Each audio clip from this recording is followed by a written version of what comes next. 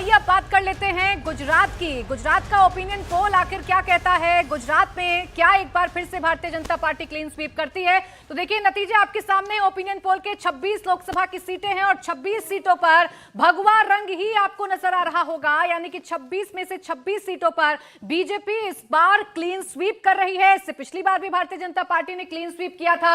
इस बार आम आदमी पार्टी और कांग्रेस मिलकर चुनाव लड़ रहे हैं और एक सीट भरूच की आम आदमी पार्टी को कांग्रेस की तरफ से दी गई है, जिस पर आम आदमी पार्टी ने अपने कैंडिडेट की घोषणा पहले ही कर दी थी।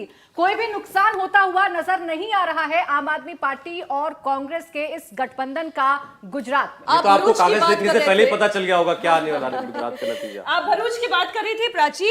10 चुनावों से भरूच एक ऐसी सीट है सौरभ जिसे लगातार बीजेपी जीत रही है। बीजेपी के मनसुख भाई वसावा लगातार यहां से 6 बार सांसद रहे हैं। इस सीट से कांग्रेस के अहमद पटेल 3 बार सांसद रहे हैं। कांग्रेस ने ये सीट आम आदमी पार्टी को दी, जो आप कह रही थी। आम आदमी पार्टी के चैतल बसावा यहां से विधायक हैं और वो लोकसभा चुनाव इस बार लड़ रहे हैं।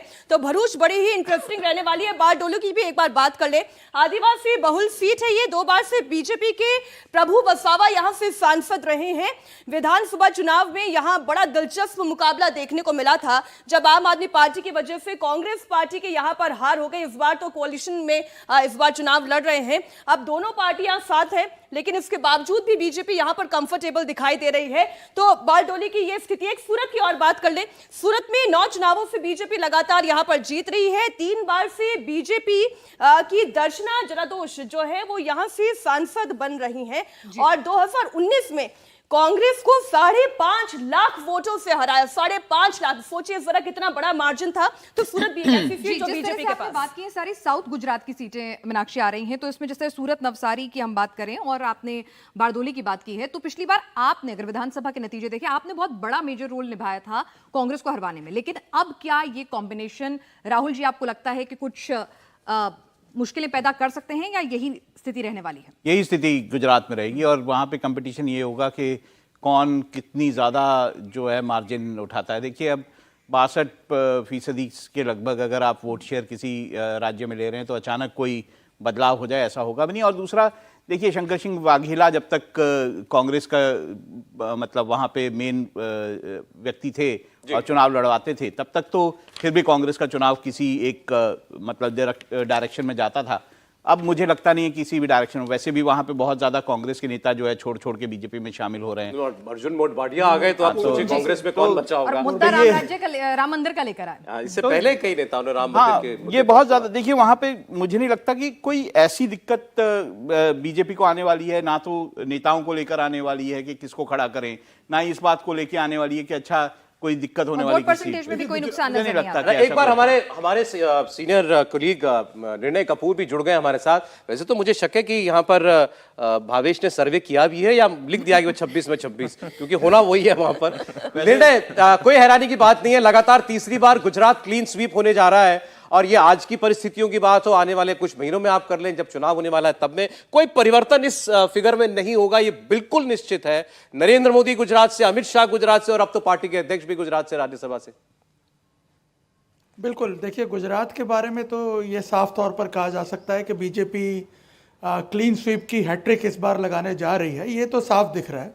लेकिन चुनाव थोड़ा इंटरेस्टिंग जरूर होगा क्योंकि आम आदमी पार्टी और कांग्रेस जिस तरह से साथ मिलकर लड़ रहे हैं, पहले जो लग रहा था कि कोई भी सीट जो है उस पर फाइट नज़र नहीं आ रही थी, लेकिन इन दोनों के जो गठबंधन हुआ है उसकी वजह से कम से कम 5 से 6 सीटें ऐसी हैं जहां पे अब कांग्रेस और आम आदमी पार्टी ये क्लेम कर सकते हैं कि हम बीजेपी को टक्कर दे पाएंगे। उसमें सबसे पहली सीट भरूच, जिसकी आप लोगों ने चर्चा की, और मैं आपको बता दूं कि भरूच वो सीट है जिसके लिए अरविंद केजरीवाल कोई भी कॉम्प्रोमाइज़ करने के लिए तैयार हो गए थे कांग्रेस के साथ, क्योंकि कहीं ना कहीं उनको ये लग रहा है कि भरूच एक ऐसी सीट है जिसे जीता जा सकता है। और उसकी वजह भी है क्योंकि भरूच की सीट एक ऐसी सीट है, अगर आप विधानसभा का गणित देखें तो कांग्रेस और आम आदमी पार्टी के वोट अगर कंबाइन कर लें तो करीब 40,000 वोट ज़्यादा थे विधानसभा चुनाव के हिसाब से।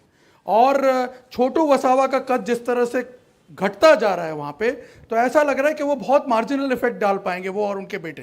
तो ऐसे में आम आदमी पार्टी को ये लग रहा है कि उनके पास एक कैंडिडेट है चैतर वसावा नाम का, जिसके पास बहुत बड़ी सिंपैथी है आदिवासी वोटों की, जिसके पास करीब जहां पे करीब 40% आदिवासी वोट हैं। और इसीलिए आप देखिए वहां पे एंटी इनकम्बेंसी लोकल लेवल पर होने के बावजूद और दूसरे जो समीकरण हैं वो डगमगाने के बावजूद बीजेपी ने अपने कैंडिडेट को बदला नहीं है। मनसुख वसावा कई बार अगर आप देखें तो पार्टी के लिए एम्बैरेसमेंट क्रिएट कर चुके थे, लेकिन इन परिस्थितियों में सबसे स्ट्रॉन्ग फेस अगर अभी भी पार्टी को कोई लगा तो वो मनसुख वसावा ही लगा, क्योंकि उन्हें लगा कि कहीं हिल ना जाए परिस्थिति पूरी। एक मैं चीज और बोल देता हूं। देखिए, बारडोली की जैसे सीट निर्णय कह ऐसी रहे है। थे, निर्णय जिस नितिन निर्णय, एक बार आप बस नाम बता दें जिन सीटों पर आपने कहा कि कहीं कोई कॉन्टेस्ट बनने की गुंजाइश है।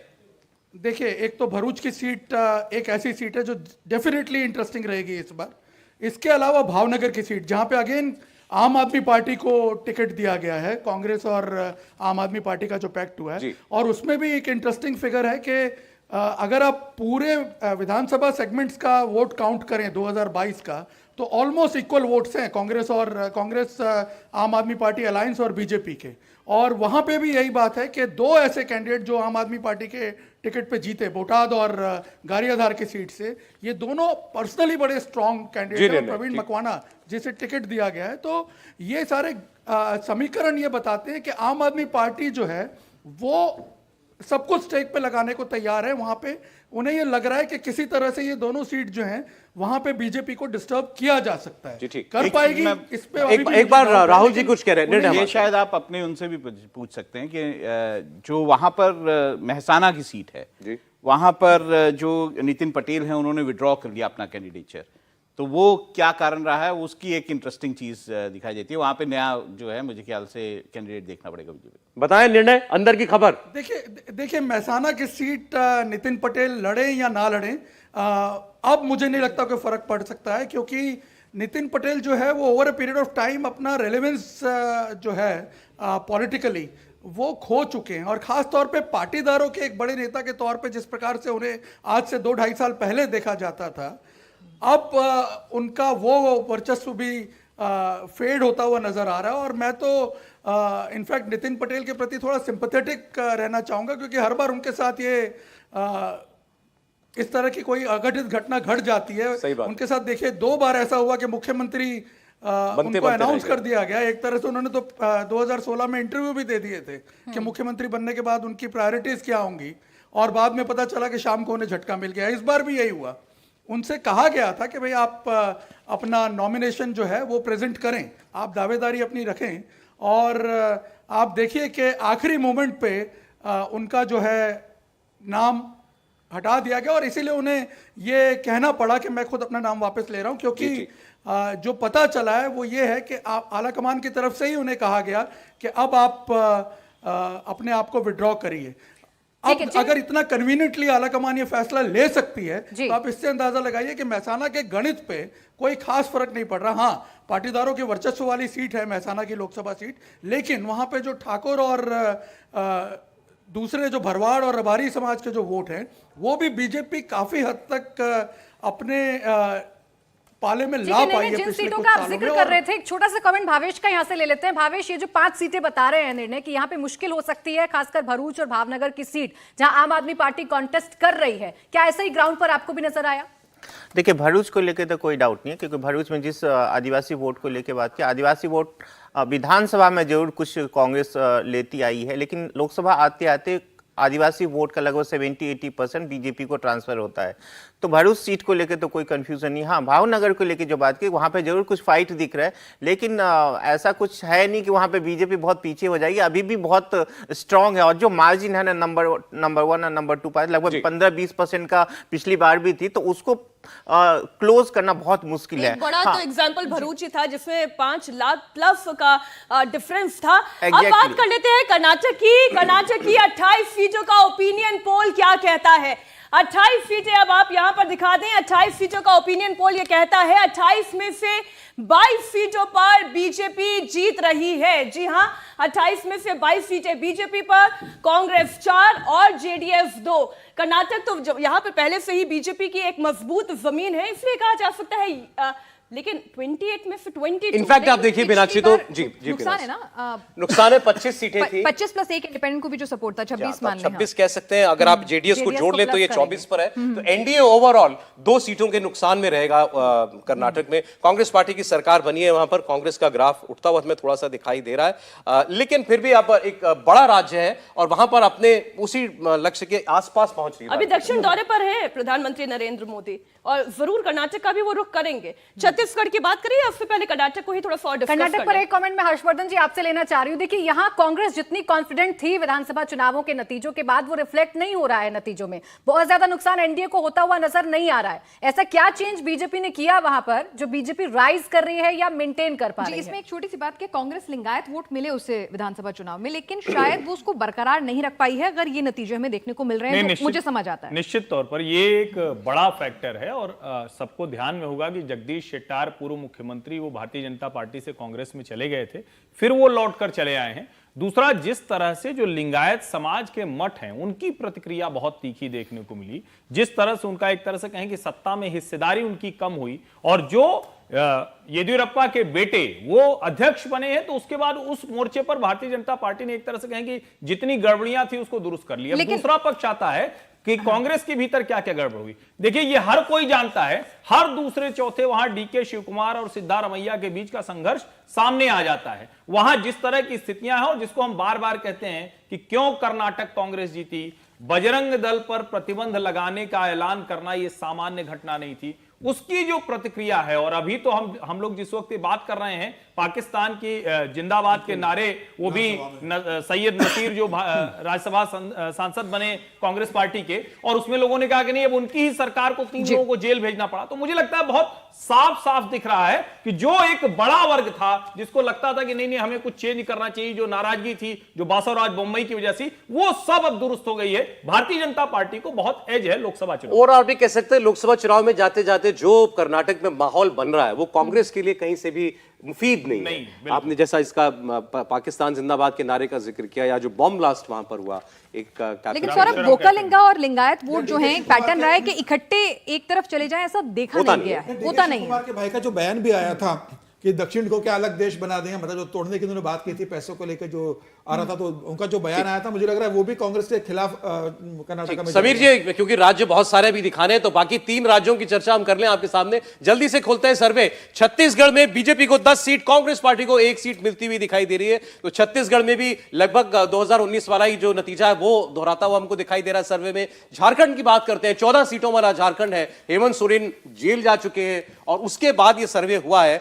बीजेपी 12, जेएमएम 1, बीजेपी बड़ा स्कोर करती हुई दिखाई दे रही है झारखंड के अंदर। यही स्थिति थी। बिल्कुल वही ओडिशा की 21 सीटें, यहां 8 सीटें थी भारतीय जनता पार्टी की। 21 में से देखिए ग्राफ बीजेपी का यहां भी बढ़ता हुआ दिखाई दे रहा है। 10 सीटों पर भारतीय जनता पार्टी उड़ीसा के अंदर पहुंच सकती है। उड़ीसा में आज प्रधानमंत्री है, अलायंस हो सकता है वापस से। अघोषित अलायंस होता है वो। बीजेपी वो और अघोषित बीजेपी एक अलायंस। दूसरे से लड़ते हैं। अघोषित, ठीक। देखिए मैं आपको बताता हूँ वहां पे उड़ीसा में क्या है कि जो वेस्टर्न पार्ट आप देखते हैं उड़ीसा का, वहां पे बीजेपी स्ट्रांग है, और जो ईस्टर्न पार्ट है वहां पे जो है बीजेडी का गढ़ है वो पूरा। अब थोड़ा सा हिस्सा अगर आप बात करें तो उत्तर पूर्व का हिस्सा, वहां पे बीजेपी कुछ सीटें जीतती है, वरना आपको ये मानना चाहिए कि अगर बिग ब्रदर वहां पे कोई है तो वो बीजेडी है। अच्छा, आपने कहा कि अलायंस होगा कि नहीं होगा, वो अघोषित अलायंस जैसा ही है, वही मैं कह रही हूं। हाँ, हालांकि बीजेपी वहां चैलेंजर है, अब प्रमुख विपक्ष भारतीय जनता पार्टी वहां बन चुकी है। हर राज्य की तरह वहां पर सत्ता में आना बीजेपी का एक लक्ष्य है भी, लेकिन पर्सनैलिटी ऐसी है नवीन पटनायक की कि उनमें आप कोई विरोधी, मुझे लगा एक भारत रत्न और बाकी था, इसलिए ये इशू लेकर आई, समर्थन दिया वैष्णव को। और कई ऐसे मुद्दे होते हैं कंट्रोवर्शियल जिसमें पार्टी के साथ बहुत अच्छे नवीन संबंध है। पटनायक हर बार मदद करती है बीजेडी। जब भी कोई बिल लेकर आते हैं और उसमें भारतीय जनता पार्टी को वोट की जरूरत पड़ती है तो इंटरेस्टिंग बीजेडी चीज मैं आपको और बता देता हूं उड़ीसा के बारे में। जो इलाका उड़ीसा का अंडर डेवलप्ड है, मैं फिर बता रहा हूं, अंडर डेवलप्ड इलाके में बीजेपी की लहर है। अच्छा, वहां पे बीजेपी बहुत स्ट्रांग है। अच्छा, एक ब्रेक राहुल जी हमको लेना है, लेकिन हर्षवर्धन जी की आज हमारे साथ पूरा सर्वे में नहीं रहेंगे। इन्होंने बात कही थी हरियाणा की, जब हमने ओपिनियन पोल दिखाया था कि 370 आ रही है, अगर हरियाणा की 10 सीट आ रही है, कायम है अपनी बात पर आप? हाँ, बिल्कुल कायम है, और मुझे लगता है कि ये जब सर्वे पहुंचेंगे तो उसके आसपास हम पहुंच जाएंगे। और देखिए दक्षिण में भी कुछ निश्चित तौर पर, और ओडिशा को लेकर एक बात मैं कह दूं, भारतीय जनता पार्टी को पता है कि नवीन पटनायक अपनी राजनीतिक पारी खेल चुके हैं, इसीलिए वो कोई भी नरेंद्र मोदी और नवीन पटनायक के रिश्ते दिखते हैं, लेकिन उनको पता है कि अब वो जो 2005 से 2023 पहुंच गए हैं, इस बार 2024 का लोकसभा चुनाव होगा, ये भारतीय जनता भावेश भी कुछ कह रहे हैं शॉर्ट में। भावेश, देखिए उड़ीसा में जो बीजेपी का ग्राफ जो थोड़ा और बढ़ता हुआ दिख रहा है 2019 से, उसमें एक बहुत बड़ी एक क्लियर पिक्चर है। देखिए उड़ीसा के लोग बहुत स्मार्ट है, बहुत 2019 में पहली बार हुआ था कि विधानसभा में उन्होंने नवीन पटनायक के लिए वोट किया था और लोकसभा में उन्होंने 8 सीटों पे बीजेपी को वोट। बीजेपी के पास एक लिमिटेशन जरूर है, जैसे राहुल जी कह रहे थे, वो कुछ पॉकेट्स में नहीं के बराबर है, लेकिन बीजेपी अभी भी 10 सीट जो दिख रहा है वो बीजेपी के लगभग मैक्सिमम की सीट है और बीजेपी वहां पे बहुत अच्छा परफॉर्म कर रही है।